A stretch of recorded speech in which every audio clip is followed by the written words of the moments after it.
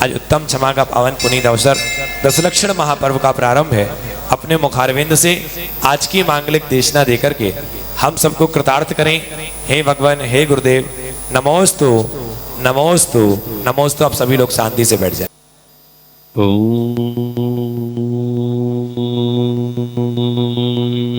नमः सिद्धेभ्यः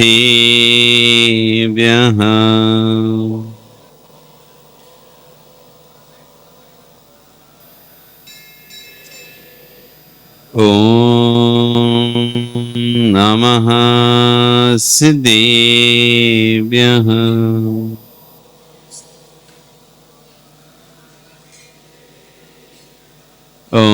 ध्यायाणं लोयं मे सव्यसाहुणं नमो अरिहन्ताणं नमो सिद्धाणं नमो आयरियाणं नमो वज्रायाणं नमो लोये सव्यसाहुणं। बोले अंतन से परमेष्टि भगवानी की, आदिरम आदिनाथ भगवानी की, वर्तमान शासने महावीर भगवानी की, आचार्य श्री 108 विश्व सागर जी महाराज की, 10 लक्षण महापर्व की, उत्तम क्षमा धर्म की। बंधु, वर्तमान शासन नहीं, वर्धमान स्वामी के शासन में तीर्थंकर प्रभु की चरण विश्राम में बैठकर हम सभी आज पर राज पर्यूषण पर 10 लक्षण महापर्व के प्रथम दिन उत्तम क्षमा धर्म दिन को यहाँ पर मनाने का प्रयास कर रहे हैं।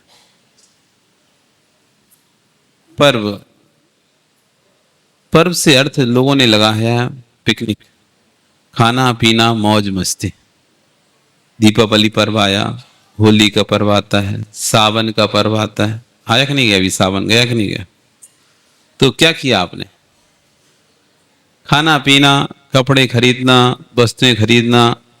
पर्व से लोगों की संज्ञा यही है। जैसी पर्व शब्द आता है जगत में लोगों का अर्थ होता है कि एक मौज मस्ती, एक खाना पीना।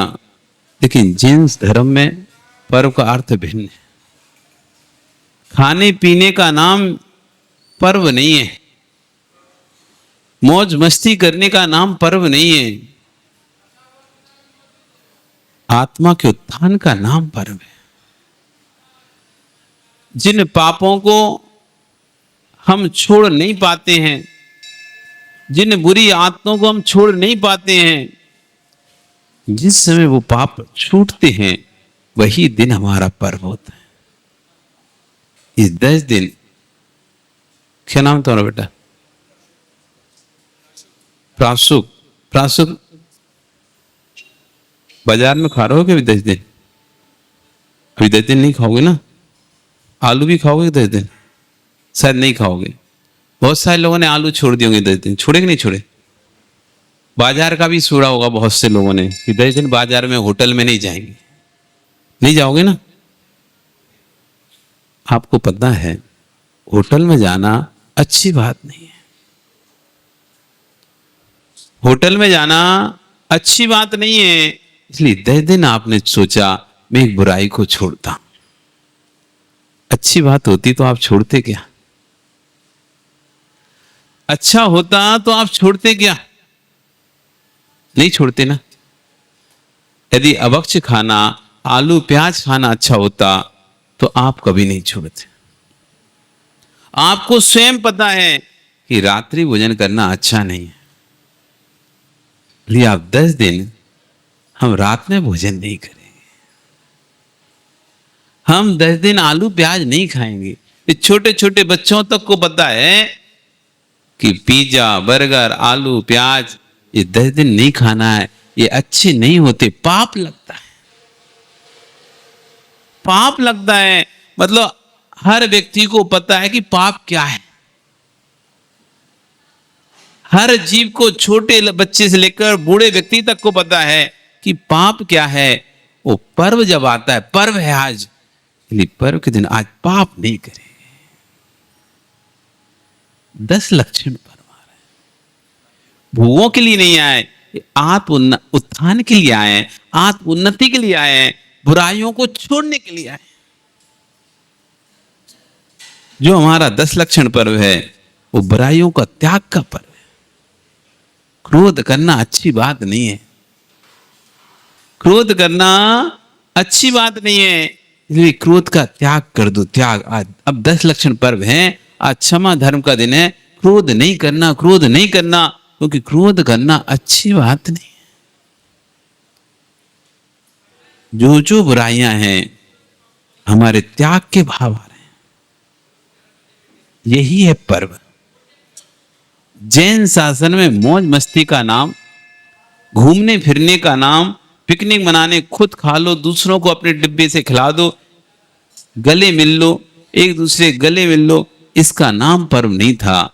जैन शासन पर्व है अपने अंदर की बुराइयों को बाहर निकालकर फेंक देने का नाम पर्व है। और इसलिए शायद आपको याद दिलाने के लिए 10 लक्षण पर्व आते हैं। 365 दिन आपको लगते नहीं है हम गलत कर रहे हैं कुछ भी।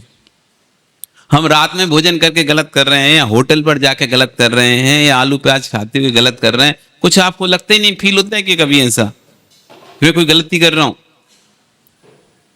कोई फील नहीं होता। लेकिन 10 दिन आपको क्यों फील होता है? नहीं, 10 दिन अपन को रात में नहीं खाना, 10 दिन हमको अभिषेक करना है। आप देखो अच्छा भी आपको फील हो रही है, आपको पता है कि इन पर्व के दिनों में अभिषेक करना चाहिए। अभिषेक करना अच्छा कार्य है, भगवान की भक्ति करना अच्छा कार्य है, पूजन आदि करना अच्छा कार्य है, एकासन उपवास करना अच्छा कार्य है, स्वाध्याय ध्यान करना अच्छा कार्य है। आपका मन 10 दिन हम अभिषेक करेंगे। क्यों प्रासु? अभिषेक का मन हो रहा है कि नहीं हो रहा है इस 10 दिनों में? कि रोज अभिषेक करूं, 10 दिन अभिषेक करूं। हमें अच्छाई भी समझ में आ रही है और बुराई भी समझ में आ रही है, पाप भी समझ में आ रहा है, पुण्य भी समझ आए। बस जब पाप और पुण्य समझ में जहां जिस दिन आता है, बस वो ही दिन पर्व का दिन होता है। ये 10 लक्षण तो एक निमित्त मात्र हैं, ये 10 धर्म तो निमित्त मात्र हैं। बस निकालना चाहते हैं आपके अंदर की बुराई, महसूस कराना चाहते हैं कि आप कहां गलत हैं। कालस्यानुपत्ति क्षमा, अक्षमा धर्म है। 10 लक्षण पर्व में पहला दिन आता है क्षमा, क्योंकि जब तक अंतरंग में क्षमा भाव नहीं आता तब तक कुछ भी नहीं होता। क्योंकि क्रोध में व्यक्ति को कुछ भी नहीं दिखाई देता। क्रोध एक ऐसा अंधकूप है जिसमें कुछ भी नहीं दिखाई देता, कुछ भी गिर जाए, कहीं भी गिर जाए, कुछ ही समझ में नहीं आता। इसलिए सबसे पहले क्रोध को हटाया जाएगा। जब तक क्रोध अंतर में भरा होगा, आप देखो कोई जब लड़ाई हो जाए आपकी किसी से और आपस में क्रोध चल रहा है, गाली गलौज चल रही, चिल्ला चोट चल रही, कोई समझाने पहुंचे, बताओ आप समझ जाओगे कि उस समय ये तो कोई भी कितना भी समझाएगा, लेकिन आप नहीं समझोगे। आप उल्टा उस पर भी गुस्सा कर दो, हो सकता उसको भी धक्का दे दो जो समझाने आ रहा है। क्रोध में कुछ भी समझ नहीं आता है। जैसे अग्नि के पास कुछ भी आए, लोहा आए, सोना आए, चांदी आए, लकड़ी आए, हीरा आए, मोती आए, अग्नि की चपेट में कुछ भी आ जाए, सबको नष्ट करती कि नहीं करती? सबको नष्ट करती नहीं करती? बड़े बड़े मकान, बड़ी बड़ी बिल्डिंग अग्नि की चपेट में नष्ट होते कि नहीं होते? मात्र अपन सोचो कि प्लास्टिक, कपड़ा मपड़ा यही जलते होंगे आग में। आग किसी को नहीं छोड़ती। बड़े से बड़े पत्थर को भी लंबे समय तक आंच पड़ती तो वो भी टुकड़े टुकड़े कर देती, उसको भी लोहे को पिघला देती है, धातु को पिघला देती है। किसको अग्नि ने छोड़ा? कोई ऐसी चीज बताओ असोच जिसको अग्नि ने छोड़ दिया। आग के संपर्क में आने पर ऐसी कौन सी वस्तु है जो नष्ट नहीं होती? सभी वस्तुएं। पत्थर भी पिघलता है, ज्यादा हीट देते ना, हीट तो भी पिघल जाता है। आइटम्स बनाते हैं चीनी के, इसके उसके, तो हीट देकर बनाते हैं। कोई भी ऐसी वस्तु नहीं है जो अग्नि के संयोग में नष्ट नहीं होती हो। ऐसी कोई भी ऐसा गुण नहीं है जो क्रोध के संयोग में नष्ट ना होता। क्रोध के सामने कुछ भी नजर नहीं आता। इसलिए पहले अवगुण को नष्ट करने के लिए आचार्य ने क्षमा धर्म रखा है। क्रोध जब तक रहेगा तब तक कोई भी बात समझ में नहीं आएगी। तो आचार्य कह रहे हैं आज प्रथम दिन उत्तम क्षमा धर्म का दिन है। किसका दिन है? क्षमा नाम पृथ्वी का भी है। क्षमा नाम पृथ्वी का भी है। जैसे पृथ्वी पे खोदो, कुछ भी पटको, कुछ भी करते रहो भूमि को, लेकिन वो कोई भी प्रतिक्रिया नहीं करती, ऐसा क्षमा धर्म वाले जिसके अंदर क्षमा धर्म आ जाता है, चाहे उसे कोई मारे, चाहे उसे कोई गाली दे, चाहे उसे कोई उसका अहित करे, लेकिन कोई भी प्रतिक्रिया नहीं करता है। कालुष्यानुत्पत्ति क्षमा। क्षमा किसे कहते हैं? कलुषता का भाव नहीं होना। कलुषता यानी किसी प्रकार का मन में क्लेश, दुख। मात्र चिल्लाने का नाम, मतलब मौन रहने का नाम क्षमा नहीं है। आप सोचोगे शांत बैठा है मतलब क्षमा का प्रतीक है ये। शांत बैठने का नाम क्षमा नहीं है। अंदर कलुषता का नहीं होना नाम क्षमा है। शांत बैठे बैठे अंदर क्यों निर्मल? चुपचाप बैठे बैठे तो अंदर गुस्सा आता ही नहीं आता। अपन ना भी बोले तो अंदर गुस्सा आता ही नहीं आता। आता है ना किसी को देख के, वो इधर खड़ा हो जाए, उधर खड़ा हो जाए, इधर उधर घुस जाए बीच में, तो बोल भी नहीं रहते, लेकिन अंदर तो विकल्प होते ही नहीं होते। नहीं बोलना, चुप रहना क्षमा नहीं है। नहीं बोलना, चुप रहना ये क्षमा नहीं है। अंदर कलुषता आ रही है कि नहीं आ रही है, इस पर नियंत्रण है कि नहीं, उसका नाम क्षमा है। हमें क्लेश हो रहा है,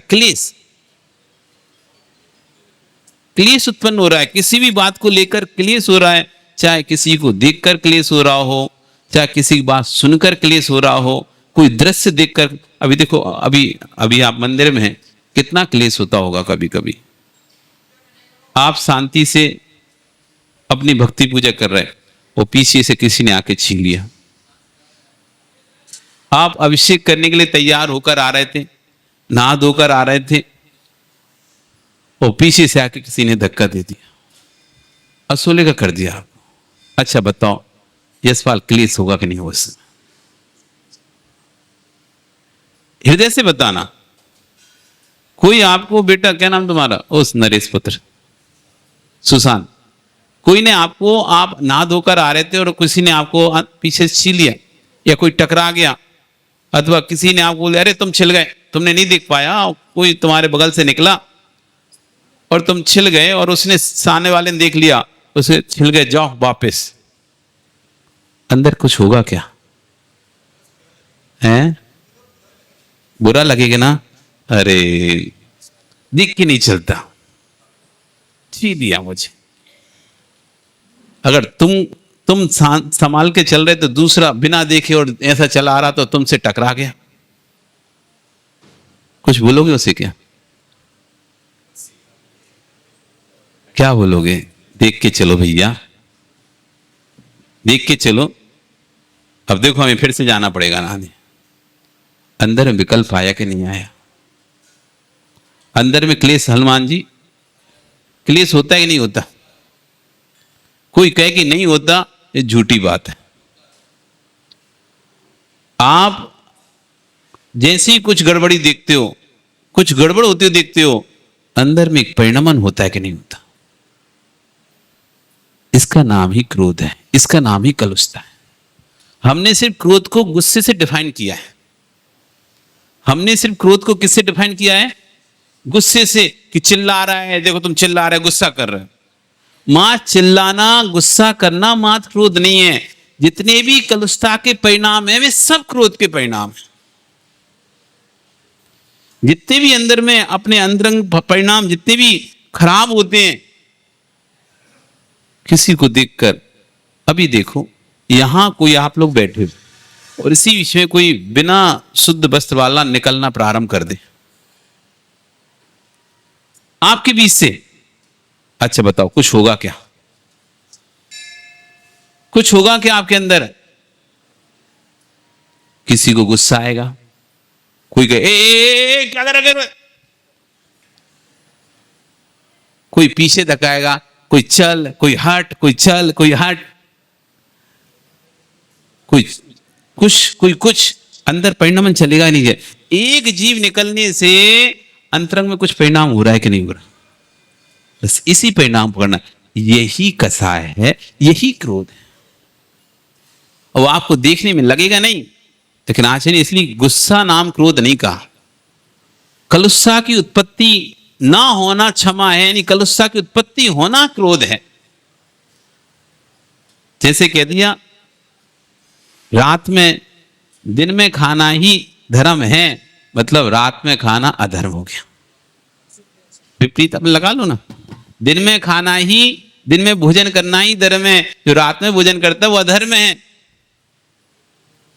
ऐसी कह दिया कलुष्ठता की उत्पत्ति ना हो उसका नाम क्षमा धर्म है। इसका अपोजिट कैसे लगा लेंगे कि कलुष्ठता की उत्पत्ति हो उसका नाम अधर्म हो गया। कसाय अधर्म है। आचार्य कालिया नाग से भी कोई काला है, कोई जहरीला है, उसका नाम है कसाय। सांप के तो डसने से जहर चढ़ता है, बिच्छू के डंक मारने से जहर चढ़ता है। कभी देखा आपने किसी को? अरे टीवी में तो देखा ही होगा ना, सांप ने काट लिया धीरे धीरे जहर चढ़ रहा है, बिच्छू ने डंक मार दिया जहर चढ़ा। तुम्हें कभी काटा किसी ने? सांप ने काटा? कभी नहीं काटा ना।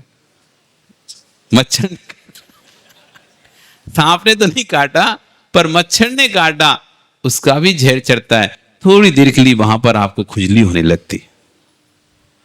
तो सांप के काटने से, बिच्छू के डंक मारने से जहर चढ़ता है, लेकिन क्रोधी के देखने मात्र से जहर चढ़ता है।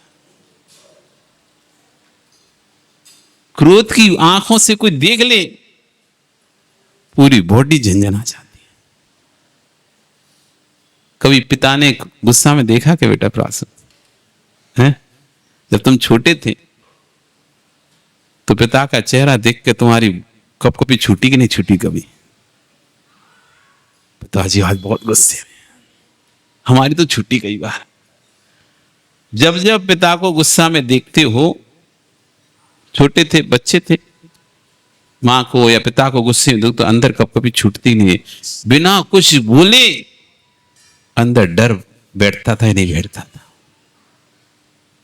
आंखें उठा के देख ले ऐसे, डर आ जाता है नहीं संजय? डरते थे नहीं डरते थे? बहुत सारे आज भी ऐसे बच्चे हैं, भले बड़े हो गए लेकिन अपने माता पिता की आंख से डरते हैं अभी भी। आंख देख लें, पिता ने आंख उठा के देख ली जो क्रोध में, भाई उनकी हालत खराब हो जाती, कुछ गड़बड़ है। तो आचार्य कह रहे हैं कि सांप के तो डसने से जहर पड़ती, सांप के तो कंठ में जहर होता है, बिच्छू की पूंछ में जहर होता है, लेकिन क्रोधी के रग रग में जहर होता है। जैसी दिखता है सामने वाले के अंदर जहर चढ़ जाता है। जिस अंग में काटा सांप ने या बिच्छू ने, जिस अंग में डंक मारा, उससे धीरे धीरे जहर चढ़ेगा, लेकिन क्रोधी ने जैसे ही देखा, क्रोध में पूरे सर्वांग में जहर चढ़ता है। हे क्रोधी, मां की ममता को तूने नष्ट कर डाला, पिता के दुलार को तूने नष्ट कर डाला, भाई के प्यार को तूने नष्ट कर डाला। क्या नहीं किया? मित्र की मित्रता को नष्ट कर डाला। आज बैठ के विचार करो, ऐसे कितने कार्य हमारे द्वारा क्रोध में हुए हैं जो नहीं होना चाहिए थे। एक मां अपने घर में भोजन बना रही थी, एक मां अपने घर में चूल्हे पर भोजन बना रही थी, तभी पति आया। 1 महीने की वेतन 50,000 रुपया उसने अपनी पत्नी को दी कि लो रख दो अलमारी में। पूरे माह की वेतन है, पूरा माह इसी वेतन से, अब आपको पूरा महीने भर का खर्चा इसी वेतन से चलाना है। और उसने अपने पत्नी को दे दिया। पत्नी बना रही थी खाना, तो वहीं पास में रख लिया, रख देंगे, जब उठ के जाएंगे तो रख देंगे। और काम करने लगी। काम करते करते कुछ काम आया तो उठकर बाहर चली गई। तभी उसका छोटा सा बालक बच्चा खेलते खेलते उस रसोई घर में प्रवेश कर गया। बालक के हाथ में वो नोटों की गड्डी लग गई। अब बालक तो बालक, कागज क्या और नोट क्या, उनके लिए तो सब एक बराबर है। जैसे कागज वैसे नोट। और बालक ने वो क्या किया, वो गड्डी को लेकर आग में डाल दिया। जैसी आग में नोट जले, इधर मां पहुंची और नोटों को जलते देखी तो क्रोध की अग्नि में जलने लगी। ये क्या कर दिया, और उठाकर गुस्से में बालक को ही अग्नि में झोंक दिया।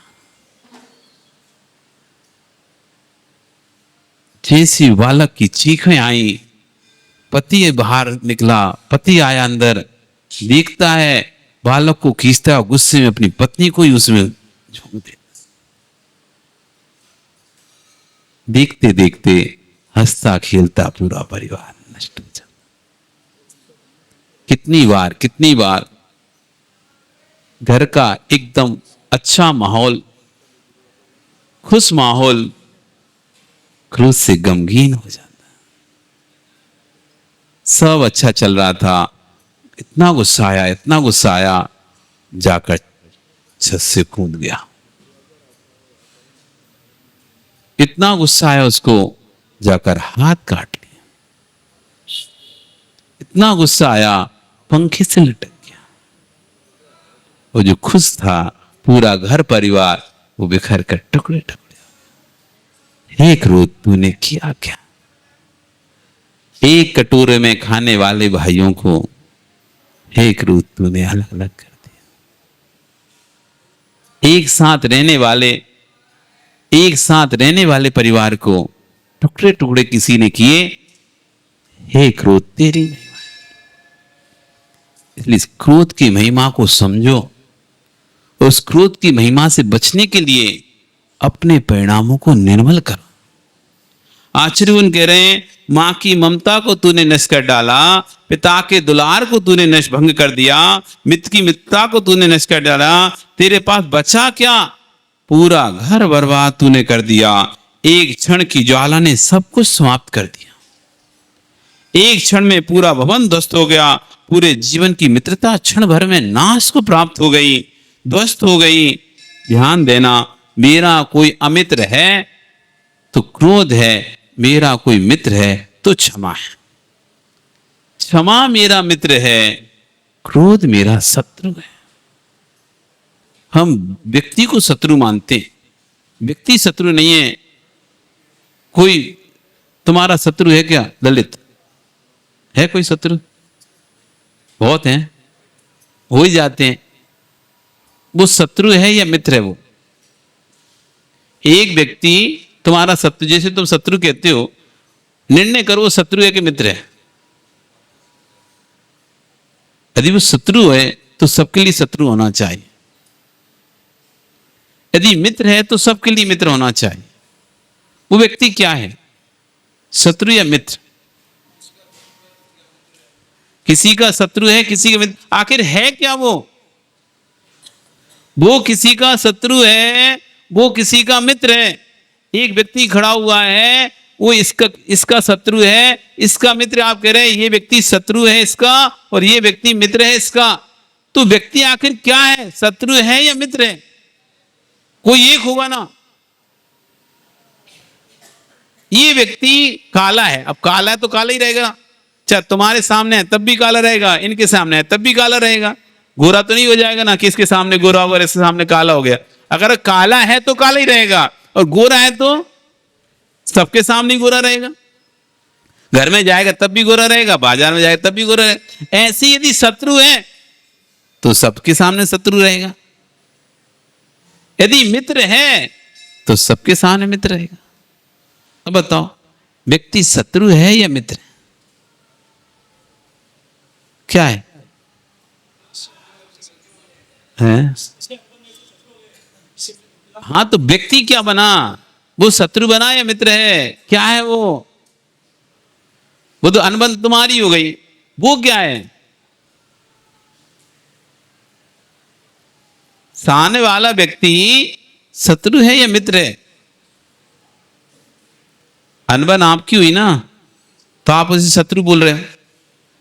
आपका काम बना दिया, आप उसे मित्र बोल रहे हैं। अब एक ही व्यक्ति है, संपत्ति के लिए शत्रु हो जाएगा और यशपाल के लिए मित्र हो सकता है। हो सकता है, नहीं हो सकता? भाई हैं दोनों, लेकिन दोनों भाइयों के लिए एक व्यक्ति मित्र भी हो सकता है। उसका दोस्त है, पर वो दोस्त इसका है, ये दूसरी पार्टी का आदमी है, वो दूसरी पार्टी का, उसके लिए वो व्यक्ति शत्रु हो गया। तो व्यक्ति क्या है? शत्रु या मित्र? व्यक्ति व्यक्ति है, व्यक्ति ना शत्रु है ना मित्र है। व्यक्ति व्यक्ति है, हम उसे कसाई की दृष्टि से देख रहे हैं तो शत्रु दिखाई दे रहा है। हम उसे प्रेम की दृष्टि से देखें तो मित्र दिखाई देगा। वस्तु शत्रु मित्र नहीं थी, हमारी कसाई ही हमारी शत्रु थी, हमारी कसाई हमारी मित्र थी। कोई व्यक्ति जो मित्र दिख रहा था, हमारी बात नहीं मानी, हमारे विरुद्ध कार्य कर दिया, वो हमें शत्रु दिखने लगा। जो शत्रु दिख रहा था, नेक्स्ट टाइम उसने हमारे हिसाब से काम कर दिया, अब वो हमारा मित्र दिखाई देने लगा। बदला क्या इन दोनों के बीच में? हमारी कसाय जहां पर कसाय भड़की सो शत्रु, और कसाय शांत हो गई सो मित्र। आचू कह रहे हैं, तूने जब क्रोध की आंख से देखा तो मित्र भी अमित्र हो गया, और जब तूने प्यार की आंख से देखा अमित्र भी मित्र हो गया। आज उपदेश मत सुनो, आज अपनी आलोचना करो, जीवन की वे क्षण याद करो जब तुम उस अवस्था में थे, लोग तुमको मना रहे थे और तुम रूठ कर बैठे थे। लोग मना रहे थे और तुम रूठ कर बैठे थे।